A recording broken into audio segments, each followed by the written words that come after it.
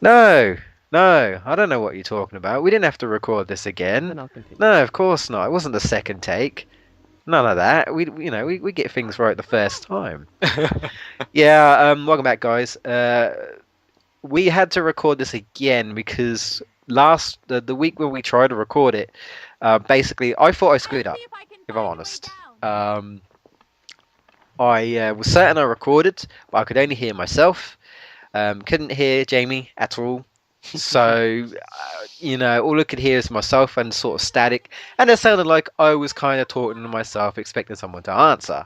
So it's like, so what do you think of this part? Yeah, I totally agree. Yeah, I'm with you. Yeah, that's right.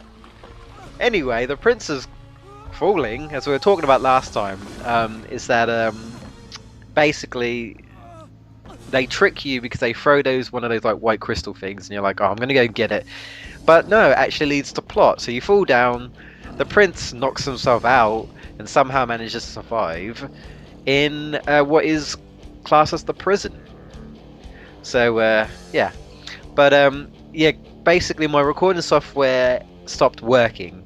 I found out today because I was trying to record it with that. So we're gonna have to do it separately for now, because Skype and Microsoft basically didn't tell us that these programs sort of don't really support themselves anymore because of the update.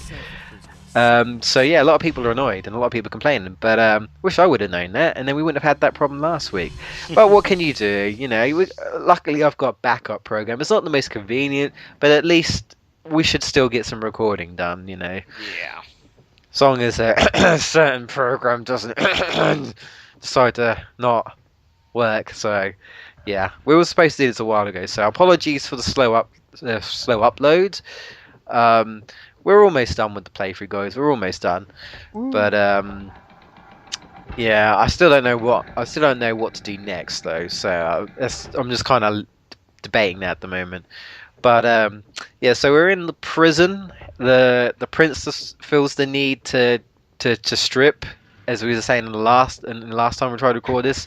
Feel the need to strip and well, not completely, but I don't know. He had his armor, and his armor didn't even look that damaged, but he still felt like he needed the strip. So there you go. He just wanted an excuse to get his chest out, I guess. But I mean, I thought he'd at least try and do it in front of the princess, but no. Okay, whatever. I don't know. Guess he's really feeling it. That was bad. Anyway, so in this part, well, you can say a lot of wall jumping, but what's new? He always wall jumps. But specifically in this part, there is a lot of back and forth wall jumping, and there's probably the only parts where, as I was saying to Jamie in the last time we were trying to record, is that there's a little bit of blood and an indication that prisoners were possibly locked up and like tortured and whatnot. So yeah, I don't know about these guys. They might be prisoners as well, and then again, they might be the guards. I don't know. But anyway, we're gonna make a freeze, take these guys out. Although the only downside to make a freeze is that when they're regenerating the enemies, you can't use it. So you're kind of standing there waiting for the time to go out, which is obviously not what you want, because the enemy's regenerating and you can't hit them with Mega Freeze. Technically, they have invincible frames when they're regenerating. So if you try and hit them, it does nothing. So you just have to wait. That's slightly annoying. But yeah, got a lot of these hammer guys. I can't call them the hammer bros because that's technically already taken. So I don't know what to call them. But well, they're kind of mallets, I guess. Hammers and mallets and whatnot. I mean, look at that guy go. He'd do well in Mortal Kombat, maybe swinging that thing about. And then we got the zombie hook guy. Just has the hook.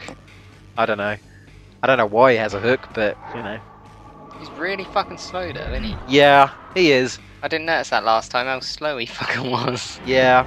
Like he he's just does. waiting to be killed. Yeah, I mean, a lot of these enemies are fairly slowish. Yeah. They pick up the pace in War Within. They're a lot faster, probably because the Prince is faster as well. I Yeah. mean, how I could kind of say is the Prince is sort of smooth but sort of slow, and in War Yeah. Within he's like a lot faster and a lot fluid, and the enemy's kind of the same as well, really.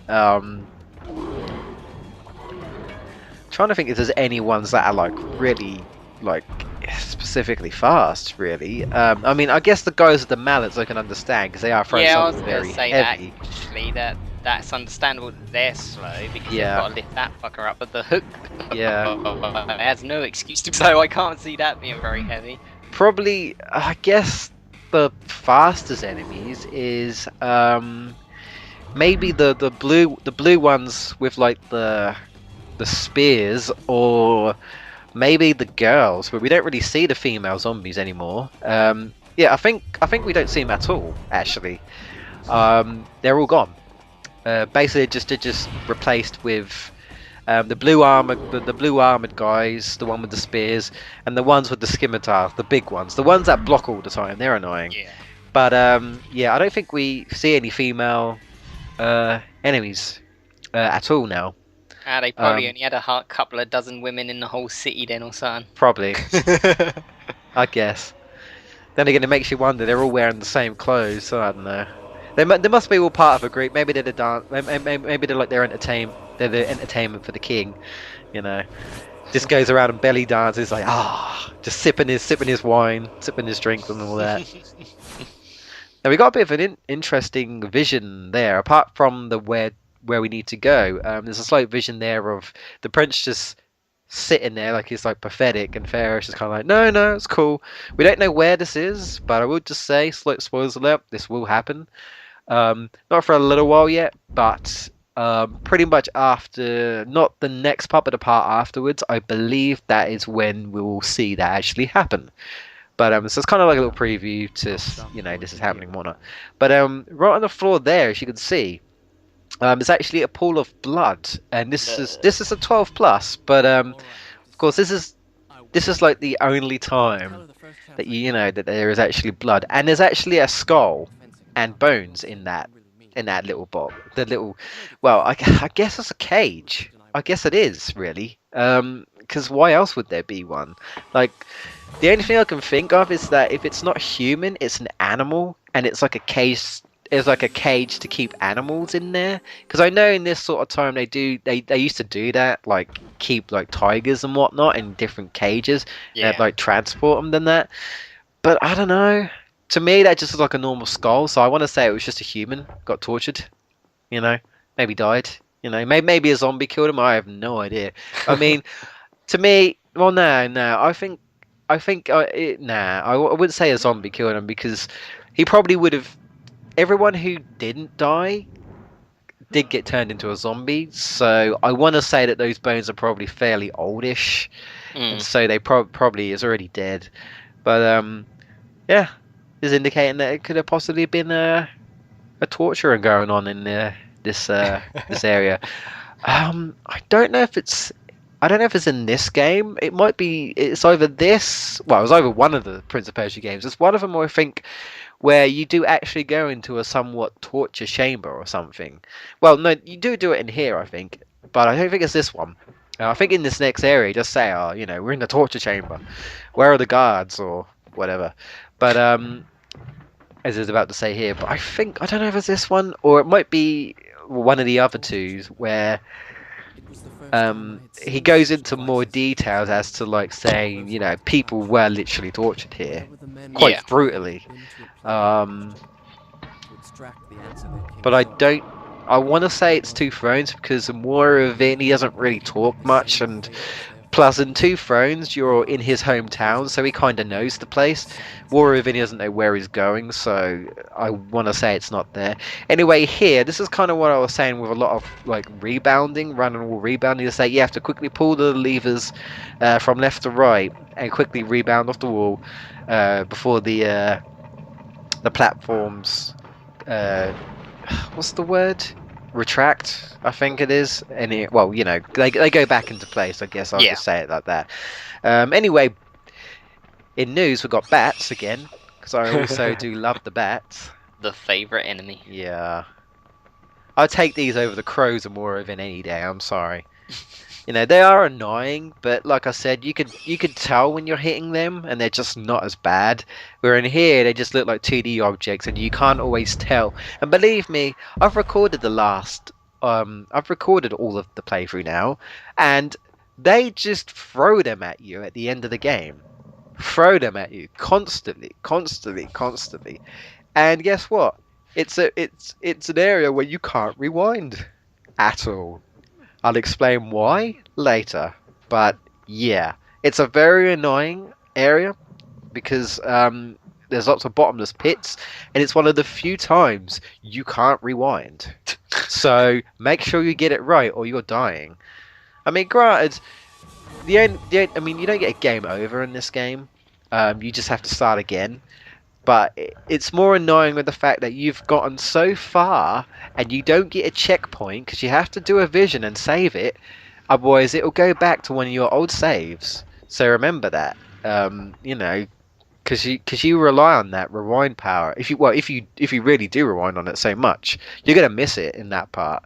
And the bats just keep swarming. Like literally, once you've defeated one herd of bats, you move to a little bit to another area. I don't know what I'm doing here, and then they throw more bats.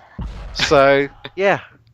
The only thing I will say is that there is one area where they throw bats when you're on the ground, which is very, very rare. They don't do that because obviously they like to screw you over, so they tend to throw bats when you're like on balancing beams or whatnot, so to throw you off. Anyway, these are the blue guys I was talking about. We've fought them before. The guys with this... I don't know if it's scimitar or scimitar. I thought it was scimitar, but I think it might be a silent C. Yeah, I think it's scimitar. It's probably scimitar. But, yeah, these guys are absolute bull. And we're going to find out how much they're annoying in the next part, where they try and kill Farah. So, yeah. I could deal with the hammers. I mean, they do a lot of damage, but at least they don't block. So I could just run over them. Easy. These guys, you can't run over them because they stop you. You can't attack them because they stop you. You have to exploit that. You can't stab them with the dagger because they stop you. So, I might not have said this before, but the best strategy is, well, one, if Farah does hit them with an arrow, she does stun them, so take that opportunity quickly. If she doesn't, use a wall. If you can, use a wall. You can either jump off of a wall and go behind the opponent because they can't block that, or you could do like that dash stab where you can just press X against the wall and then press square, and then you just sort of dash into them. They don't block that either. Actually, no, they do block it, but not all the time. Oh, that's what I'll say. So yeah, if you want to do the long counter, which is literally keep attacking until they strike back, like I'm doing here, you can, but it does take a while. If you want to end it quickly, use a wall if you can. If not, use Mega Freeze if you've got it, like I'm using here. I mean, you could always save Mega Freeze until you think you're near the end and then take out all the annoying ones, I guess. But it's hard to tell because, like I said, there's always a wave. You have a wave of enemies, and then you think you're done, and then they throw a second wave of enemies. And obviously by then your Mega Freeze is over, so they like to do that a lot in Sands of Time. I don't think they do it in Two Thrones as much. I don't think. No, they don't. Anyway, so here we see a vision. We're going in the next part. We're pretty much going up the lift so we can go to the hourglass of time and reset everything.